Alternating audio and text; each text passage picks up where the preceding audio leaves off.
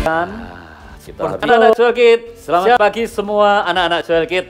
Kita bertemu lagi di ibadah online Joel Kids. Hari ini Kak Simon senang sekali bertemu dengan kalian. Sudah seminggu kita tidak bertemu, kita bertemu lagi pada hari ini. Apa kabar kalian semua? Pasti luar biasa. Kalian pasti sudah tidak sabar lagi untuk ibadah sekolah minggu di tempat ini lagi. Begitu juga dengan kakak-kakak yang ada. Kami semua kangen dengan kalian semua. Nah, hari ini adalah hari di mana serial Agent of God, Firman Agent of God, serial yang terakhir. Kita sudah ikuti serial Agent of God dari yang pertama. Waktu itu Kak Simon bawakan firman air menjadi anggur. Kita harus punya hati yang taat dengan Tuhan, ada yang menurut dengan Tuhan. Ada anak yang membawa 5 roti dan 2 ikan. Kita harus mempunyai hati yang mudah berbagi dengan banyak orang, punya kemurahan hati. Dan yang minggu kedua Kak Michael bercerita tentang Roh Kudus, sang penolong itu yang diutus Tuhan kepada kita. Ya Tuhan yang menolong kita, yang menghibur kita, dan yang menginsafkan hati kita ketika kita berbuat salah. Dan yang minggu kemarin kita sudah asik memasak dengan Kak Yanti. Firmannya siapa yang masih ingat? Garam dan terang. Kalau tidak ada garam, masakan menjadi hambar. Tuhan berkata kita adalah garam dunia. Kita harus memberikan rasa kepada dunia. Dan kita adalah terang bagi dunia. Dengan ada kita di tempat ini, sekeliling kita akan menjadi lebih terang. Karena kebenaran Tuhan dialirkan dalam hidup kita. Hari ini adalah serial terakhir dari rangkaian firman Agent of God. Dan hari ini Kak Simon akan ambil satu topik yaitu kebaikan hati bagi kita untuk semua orang. Kebaikan hati dari kita untuk semua orang. Di kitab Filipi 4 ayat yang kelima dikatakan, biar kebaikan hatimu itu diketahui semua orang. Tuhan sudah dekat. Waktu pertama kali Kak Simon baca ayat ini, Kak Simon bertanya, kenapa kok kebaikan hati itu harus diketahui banyak orang, semua orang bahkan, karena Tuhan sudah dekat. Kalau adik-adik baca di kitab yang lain, di bagian Alkitab yang lain, dikatakan di akhir zaman ini manusia sudah menjadi dingin. Kasih kepada orang, kasih membagi, kasih memberi, sudah menjadi dingin. Dan ketika akhir zaman ini, ketika Tuhan sudah hampir dekat, kita bilang, biar kebaikan hati kita ini diketahui semua orang dan banyak orang. Karena Tuhan sudah dekat. Nah, kebaikan hati ini kita harus berikan ke banyak orang. Supaya kita memberikan firman, kita memberikan apa yang Tuhan pernah berikan kepada kita ke banyak orang. Tapi, pernah enggak kalian suatu saat merasa, Kak, saya ingin melakukan sesuatu yang baik. Hati ini kepingin memberikan yang baik, kebaikan kepada orang lain.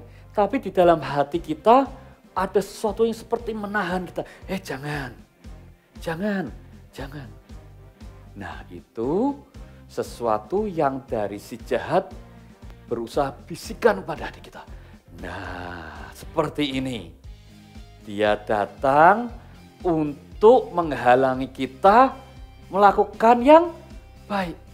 Dia bilang, jangan, nggak usah. Apa sih baikan? Apa sih orang dia jahat sama kamu? Nggak usah lakukan yang baik. Si jahat membisikkan kepada kita di dalam hati kita, nggak usah lakukan. Tapi masih ingat, kita punya Roh Kudus yang menolong kita, menghibur kita dan mengingatkan kita. Di dalam hati kita, di dalam hidup kita ada hati nurani yang Tuhan bisikkan sesuatu yang baik juga. Dia bilang, hei, lakukan yang baik. Lakukan sesuatu buat orang lain. Jangan egois, berbagilah dengan banyak orang. Lakukan yang baik. Ada seperti dua pribadi di dalam hidup kita. Ada dua pihak yang saling bertentangan. Yang satu bilang, jangan, buat apa kamu bodoh sekali. Kamu lakukan sesuatu yang baik, tapi orang itu jahat pada kamu, ngapain? Tapi Tuhan membisikkan dalam hidup kita juga. lakukan yang baik, nak. Kau anakku, kau harus lakukan yang baik. Hari ini, Kak Simon akan beritakan tentang kebaikan Tuhan. Kebaikan hati kita yang dititipkan Tuhan dalam hidup kita untuk dibagikan ke semua orang. Tapi, kalau ada dua pribadi seperti ini, kira-kira menurut kalian mana yang harus kita ikuti? Yang jahat atau yang baik? Kak Simon belum dengar. Kak Simon belum. Yang jahat, siapa mau berpihak kepada yang jahat? Enggak ada Kak Simon. Oke, siapa mau berpihak kepada yang baik? Yeay, semuanya. Berarti kita harus lawan si jahat. Sesuatu yang jahat dalam hidup kita, keegoisan kita, kedagingan kita harus lawan. Caranya gimana? Gampang, usir saja, sana pergi. Ya, dia akan pergi. Kita akan ikuti apa yang Tuhan perintahkan dalam hati kita. Sesuatu yang baik yang dari Tuhan telah berikan pada hidup kita, kita akan ikuti. Nah, hari ini Kak Simon akan bawakan satu tokoh di Alkitab yang di dalam hidupnya semestinya dia bisa berbuat jahat kepada orang lain karena dia dijahati orang, bahkan seluruh kotanya hendak dirubuhkan oleh orang lain, tapi orang ini tetap memilih melakukan yang baik. Dan dengan keputusan itu, orang ini dan keluarganya diberkati Tuhan dan hidupnya berubah di masa depan. Siapa yang sudah siap? Saya belum lihat tangan kalian. Siapa yang sudah siap? Saya belum dengar suara kalian. Siapa yang sudah siap? Oke, kalian sudah siap. Kita akan mulai belajar tentang seseorang di dalam Alkitab ini. Nah, semua sudah siap? Kita akan belajar seseorang tokoh di Alkitab yang tadi di awal Kak Simon bilang, bahkan kotanya hendak dihancurkan, tapi dia pun tetap melakukan sesuatu yang baik kepada orang yang akan menghancurkan kota itu. Kira-kira siapa orang ini? Siapa orang ini yang dilakukan sesuatu yang jahat bagi dia, tapi orang ini tetap membalas yang baik? Siapa? Raja Daud? Bukan. Daud memang pernah disakiti oleh Saul dan keluarganya, tapi dia tetap membalas sesuatu. Tapi bukan itu, bukan Raja Daud yang hari ini kita bahas. Tuhan Yesus, ya Tuhan Yesus, bahkan sampai sekarang kita tetap menyakiti hatinya, bukan? Dengan melakukan yang jahat, melakukan yang nakal, kita tetap melakukan yang jahat dan Tuhan tetap baik pada kita. Tapi bukan Tuhan Yesus yang hari ini Kak Simon akan bahas. Ada petunjuk buat kalian. Dia adalah seseorang perempuan. Siapa? Bukan Maria. Petunjuk kedua, ya. Dia punya rumah dan rumah itu didirikan di atas tembok benteng di kota di mana dia tinggal. Bayangkan, rumahnya ada di atas tembok sebuah benteng kota dan rumahnya di atas benteng itu. Kalian bisa bayangkan betapa lebarnya benteng itu sehingga di atas pun bisa didirikan rumah. Siapa yang bisa nebak? Masih belum bisa? Satu petunjuk lagi. Sini Kak. Nah, kira-kira kalau hari ini Kak Simon bawa tali merah seperti ini, siapa yang sudah bisa tebak?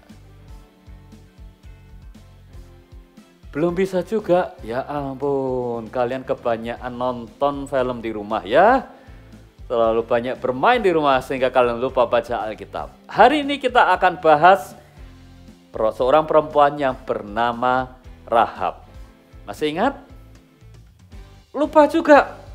Wah, kalian harus selalu baca Alkitab. Jangan lupa baca Alkitab setiap hari, pagi atau malam hari. Hari ini kita akan bahas tentang seorang perempuan yang bernama Rahab. Dikisahkan di Alkitab bahwa ketika Musa sudah meninggal dan Joshua ini memimpin bangsa Israel hendak masuk ke tanah Kanaan, kota yang hendak dihadapi waktu itu adalah kota Yeriko. Dan kalau kalian pernah ke Israel, kota Yeriko sebuah kota yang besar dan temboknya begitu lebar. Bahkan rumah Rahab ini ada di atas tembok itu. Hari itu Joshua bilang kepada dua orang pengintainya. Dia bilang, kalian kita akan serbu kota Yeriko. Tapi kalian aku utus ke sana untuk mengintai dulu. Gimana keadaannya? Apakah mereka kuat ataukah mereka lemah? Ataukah mereka itu enak-enakan atau mereka siap siaga? Kalian ke sana dulu. Dan hari itu 2 orang pengintai itu dia pergi, dia taat kepada Joshua, dia lakukan tugasnya, dia ke kota Yeriko. Ketika sampai di kota Yeriko, dia tinggal di rumah si perempuan ini yang bernama Rahab. Mereka menginap di situ. Dan ketika mereka ngomong, mereka berbicara, tiba-tiba ada orang yang mengetuk pintu Rahab. Semua terdiam di rumah itu. Dan ketukan yang keras ulang, buka pintunya.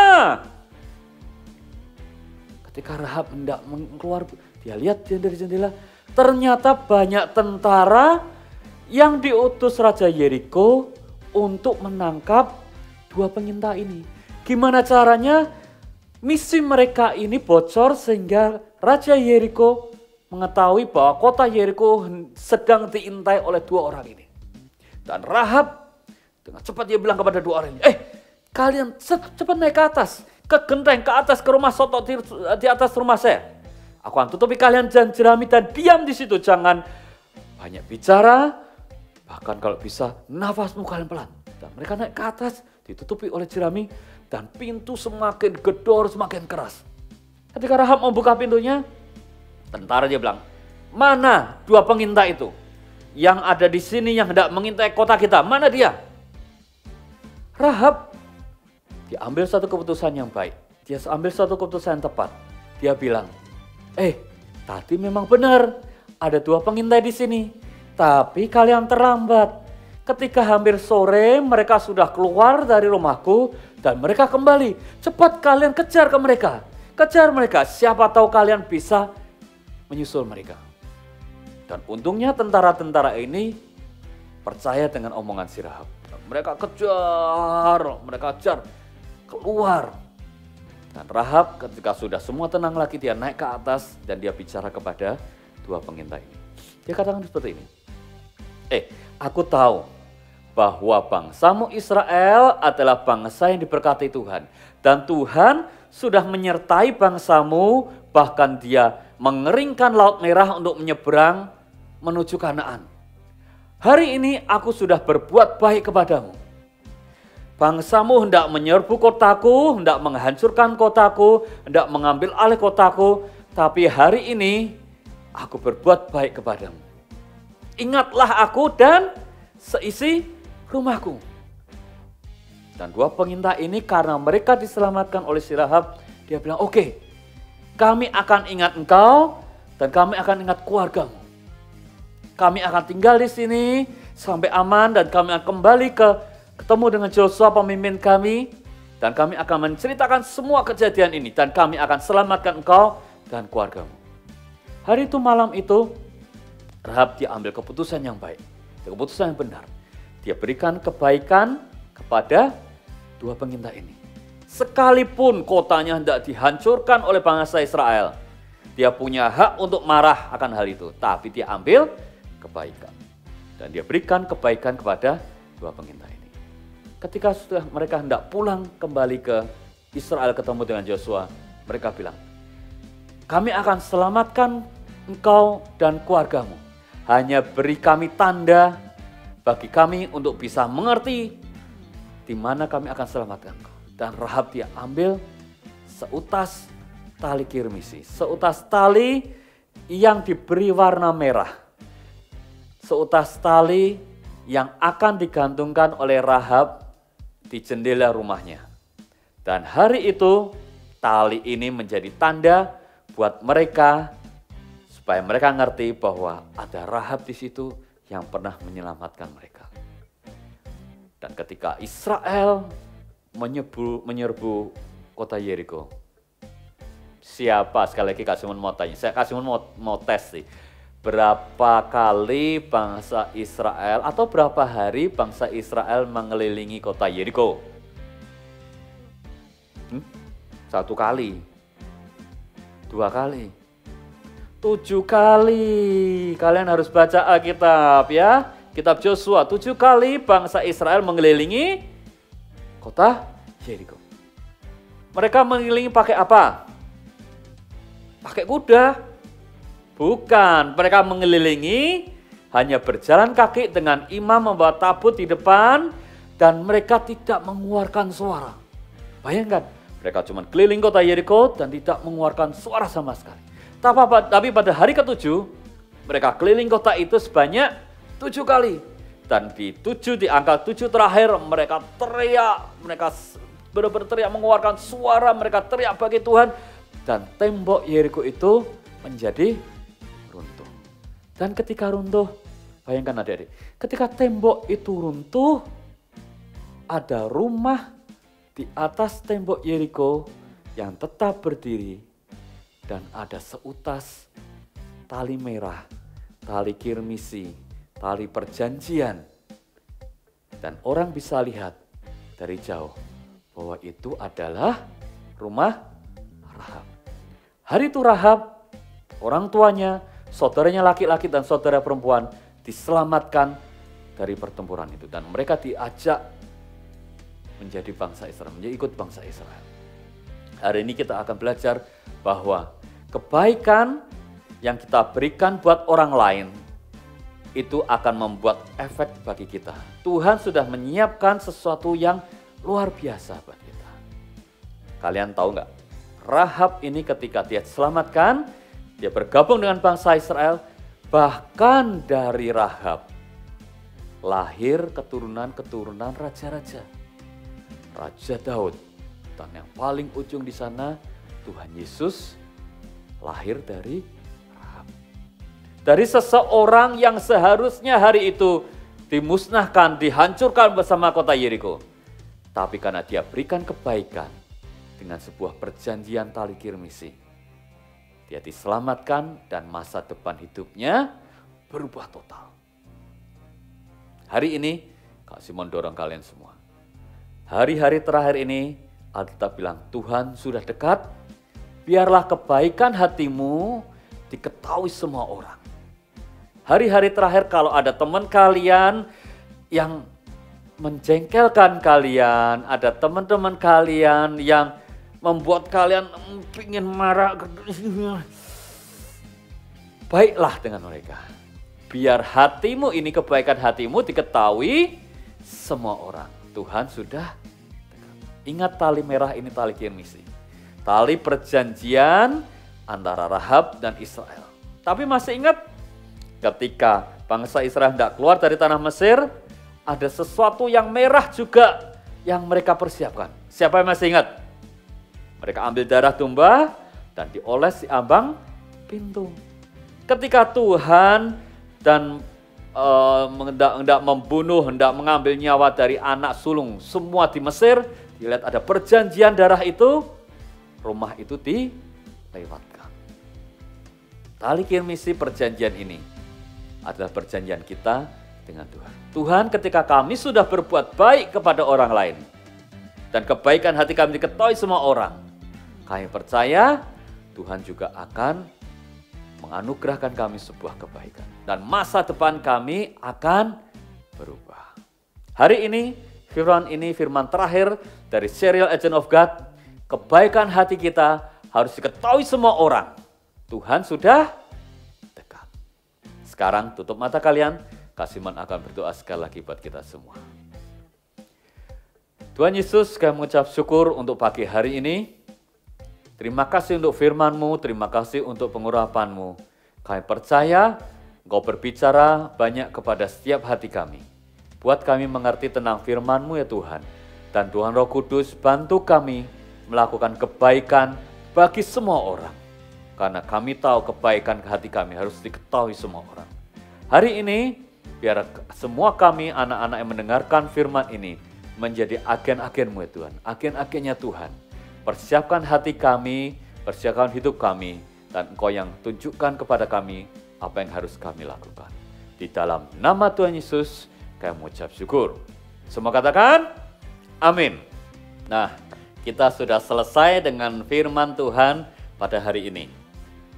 Firman Tuhan berkata, kebaikan hati kita harus diketahui semua orang, karena Tuhan sudah dekat. Tapi bukan berarti kita harus pengumuman, aku baik loh, aku baik. Bukan seperti itu. Tapi kita harus tetap melakukan kebaikan. Setiap hari, setiap kesempatan yang ada, kita harus lakukan kebaikan.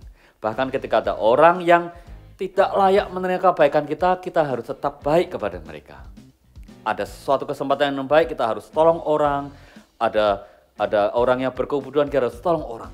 Bukan berarti kita, aku sudah baik loh, kamu tahu enggak aku kemarin. Bukan seperti itu. Bukan seperti itu. Bukan pamer kebaikan, tapi kalian harus tetap lakukan kebaikan setiap hari, setiap saat, dan setiap ada kesempatan. Tanpa kita mengharapkan pujian dari orang lain. Nah, sebelum kita selesai, Kak Simon ada 1-2 pengumuman. Hari ini, firman hari ini tidak ada kuis sama sekali. Ya, nggak ada hadiah Kak Simon. Tetap ada hadiah, tenang saja. Tetap ada hadiah, tapi kuisnya bukan pertanyaan-pertanyaan. Kuisnya, hadiahnya akan dibagikan kepada kalian yang bisa merangkum firman hari ini dengan baik, dengan susunan yang baik, dengan kata-kata yang baik, dengan lebih komplit di dalam absensi kalian yang kalian isi nanti. Tetap ada hadiah buat kalian, jangan takut. Kakak Simon dan semua lainnya tetap berikan hadiah buat kalian. Dan minggu depan, karena hari ini hari terakhir Seliar Urgent of God, minggu depan kita punya firman yang lebih menarik, lebih luar biasa, dan lebih heboh lagi. Siapa yang sudah siap untuk menantikan minggu depan? Angkat tangan semuanya. Luar biasa kalian. Kita akan ketemu minggu depan lagi dengan firman-Nya lebih baik, lebih heboh, dan lebih luar biasa. Oke? Ketemu minggu depan lagi, anak-anak Joel Kids. Siap untuk menantikan